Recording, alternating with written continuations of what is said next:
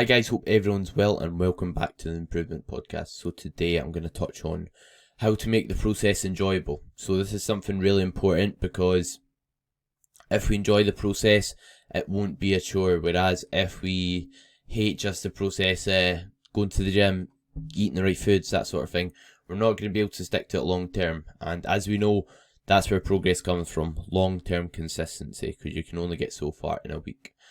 So yeah, it'll basically mean you can be consistent and get the results. Also saying that, if you enjoy something, you'll probably put more effort into it. Whereas if you're absolutely hating every minute of it, do you think you'll put the same amount of effort in it? Probably not. So, in terms of training, you can make it enjoyable by basically having a training style you enjoy. So there's a lot of talk on what training splits optimal, what training methods are the right ones to follow, what aren't. It's all good saying this one's better than another, but if you can't stick to the other, then you're not going to make progress off that. So make sure you're picking one that you enjoy. Everyone's different, but like I said, if you are putting more effort into something, you'll probably get more out of it. So if you enjoy a certain training style, you find it just works for you, you're eager to get into the gym, you're happy to tick all your boxes as a result of it, then that's the style you should follow, because regardless if someone thinks one's better than another, you can progress off lots of training styles. So it's shown, because you get people at the top of sports, like bodybuilding for example, where it's basically a sport where you build as much muscle as possible. You get people who train differently at the top of the sport. Some people like to do more of a high volume approach, meaning they do more sets. Some people move more quickly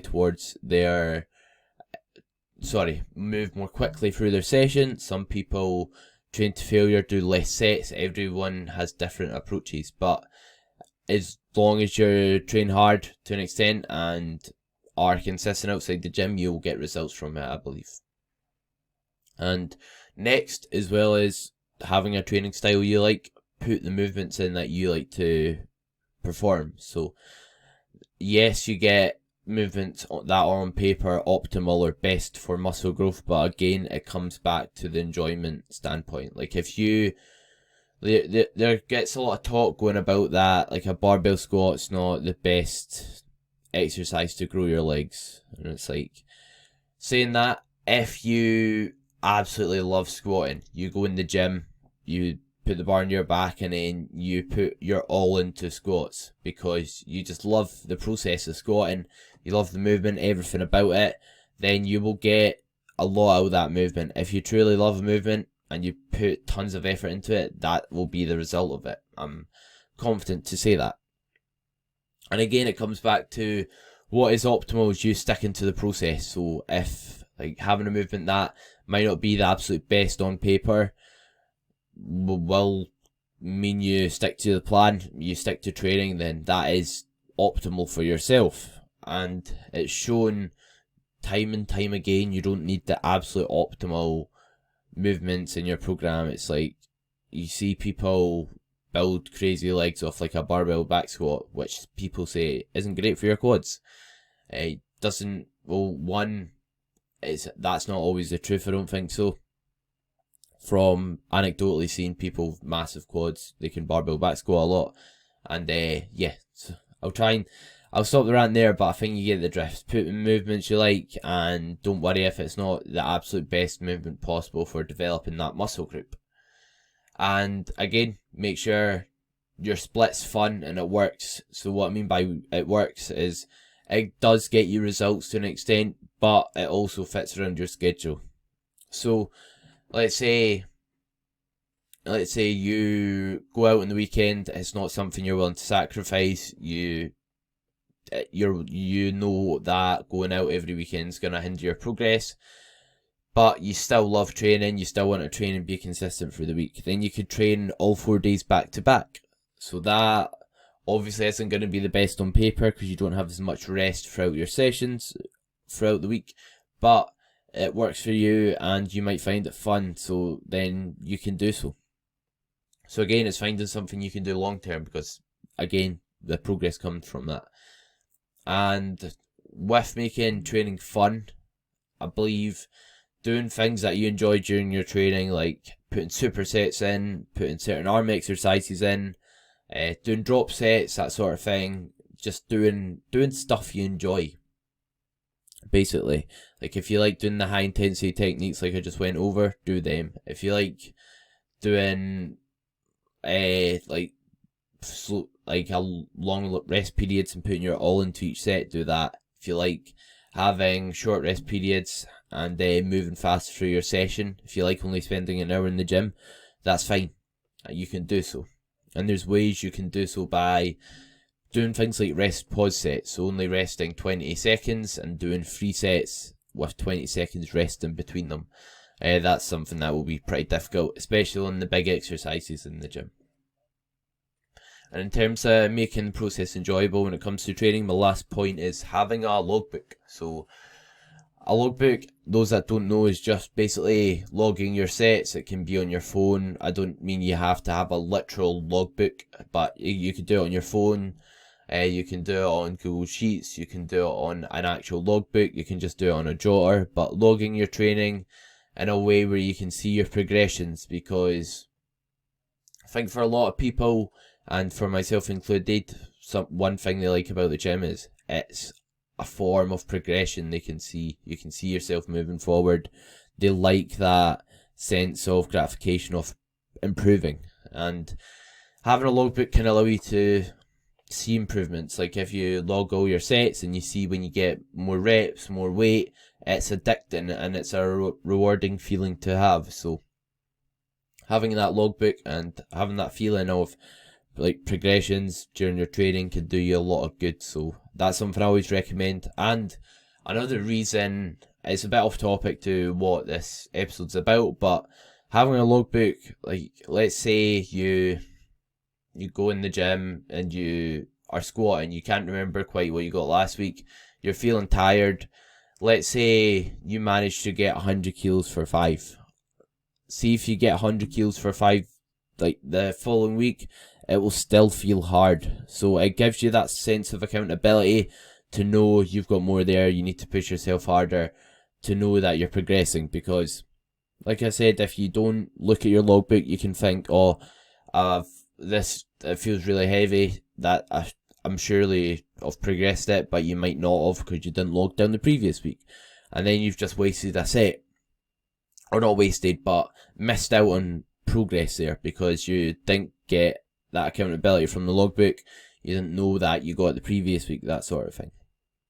So that's basically all in terms of how to make the process enjoyable with training. So just basically have a routine, meaning days you go to the gym, exercises in your program, and also like a session duration that suits you, that you enjoy and you're able to stick to, and it just suits your lifestyle if you're just wanting to not maximize things when it comes to the gym.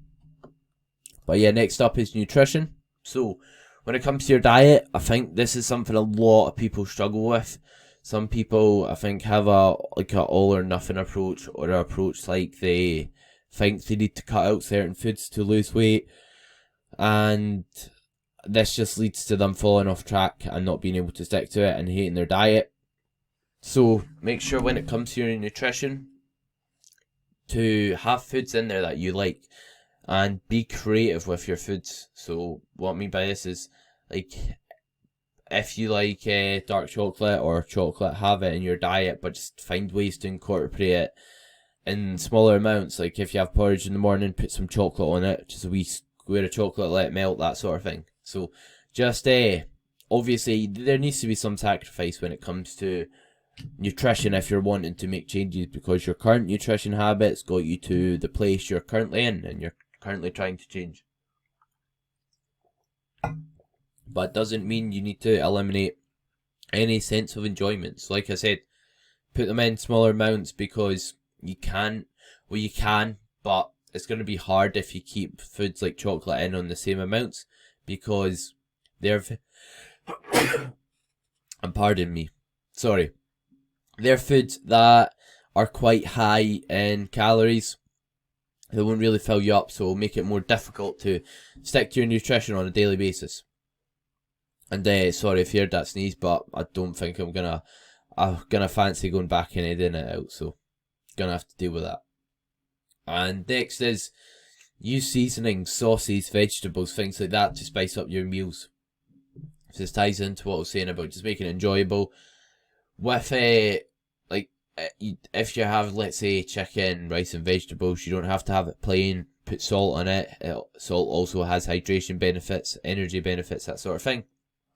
But also put seasonings on it. Sausage you like, you can put sauces that are low in calories, like hot sauces. They usually are, or reduced salt and sugar ketchup. If you are trying to lose weight, or if you're trying to gain weight, then you don't have to worry about it. But just make sure what you're having is enjoyable. And with vegetables, you don't have to have any certain vegetable, but just having some in that you enjoy will make your food probably digest better because you're getting that fibre from the veg. It'll probably make your meals a bit less bland and a bit more enjoyable. And also it'll mean you're getting like nutritious foods in your diet, which will obviously be great for your health. And we all know if we are healthy, we'll perform better, we'll be ill less, that sort of thing. So yeah, don't get lazy with it. Make sure you try not complacent and just like get whatever's convenient all the time. That's something I think I could have done better last gaining phase, because when you don't enjoy your foods, they aren't amazing, it's harder to get them in. Obviously that applies if you're in a gaining phase. If you're in a diet, it's not quite the same issue, but if you don't enjoy it, it'll be hard to stick to it daily. That's definitely for sure. Or, not that you need to eat the same foods daily, but it'll be hard to stick to your calories, your protein goal daily, that sort of thing. Next up with nutrition is incorporating off-plan meals. So this stands for more if you're trying to gain muscle, but what I mean by off-plan meals is make sure you're incorporating foods that are off your usual diet. So I've had this not problem. I've came across this with a few clients. It's like they're consistent and they have a meal out and they don't do the best job they possibly could with like factoring it into their plan, factoring it into their calories, that sort of thing. There's nothing wrong with eating foods that are like not in your usual diet.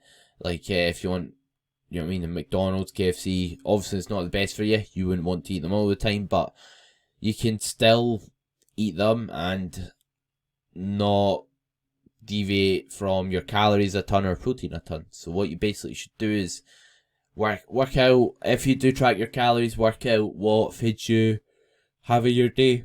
Make some space, meaning take some foods out of your day of eating, and enough so that you can hit your calories while having whatever foods you're going out and having. And then from there, you can have that food out, you can have that mental break, you can stay on track with your calories and protein, and have that, just mental break, and have something you enjoy in your diet. Spend time with people if you're having it with people.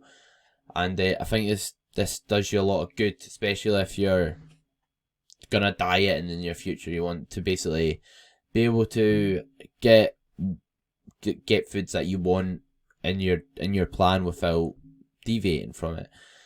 And next up, have variation in your diet. So I think having variety is very important, because if you eat the same meal every day for every single meal, like if you just eat chicken and rice, I bet you'll get bored of chicken and rice very quickly. So make sure you've got different food sources. So maybe eggs if you're trying to get protein. You can have yogurt, you can have whey protein powder in different flavours. You can have beef mince, that's what I'm having now for my first meal, and it's really nice, in my opinion anyway. So yeah, just make sure you're not having just the one source of protein, because not only is that not the best from a protein source standpoint, because you want different micronutrients from different foods in, but it will also might not do a lot of good for your digestion, and it will be boring and hard to stick to. So have variation when it comes to meats, plan ahead, or not just meat, sorry, protein sources, and just your food in general. Have different sources of carbs, and yeah, just across the board, same with fats. Have a bit of variety in there, and you'll find your diet will be much more enjoyable. And get creative. There's so much different foods you can have that can fit your plan, as long as you get creative with it and try and look into it and find ways to save calories. You can do quite a lot.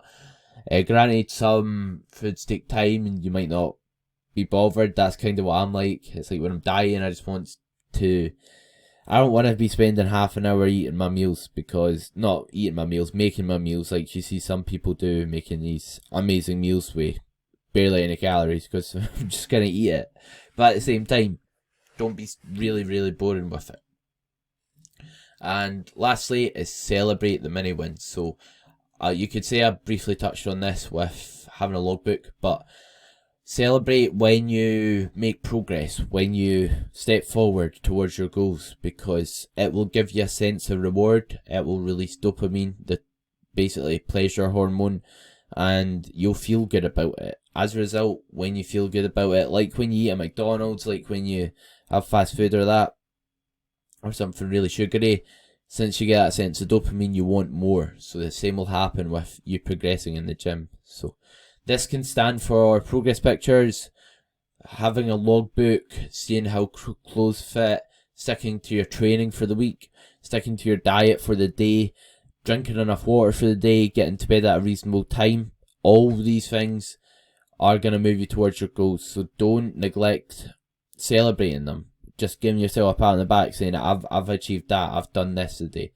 And just thinking to yourself that you've achieved that. And taking pride in the accomplishments and the progress will help massively, in my opinion.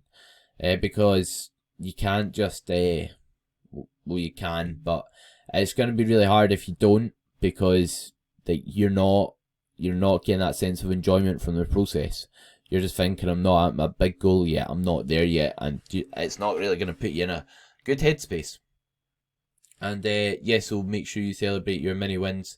And a way you can do so is write down what you want to achieve in the day down. And obviously this doesn't stand to like progress pictures, because you're not going to see it daily, but if you want to get things done in your day, just write them down in a list, tick off the boxes when you're going, and it is pretty satisfying knowing that you're like ticking off everything you want to achieve and moving forward. It can be a really nice feeling. So yeah, make sure you try and do that. That's something I try and do daily, as well as just reflecting on my week, how it's went and what I've achieved. And it also gives you a sense of motivation when you know you've achieved something, be like, right, I've managed to do this, let's keep it going, because you know you can do it. It gives you that sense of confidence as well. So yeah, I hope everyone enjoyed the episode. Give me, if you're watching on YouTube, please leave me a like and subscribe. If you're watching on Spotify or iTunes, I'd appreciate a follow, a rating and review if you can. And hope everyone has a great day. Thank you very much for listening as always.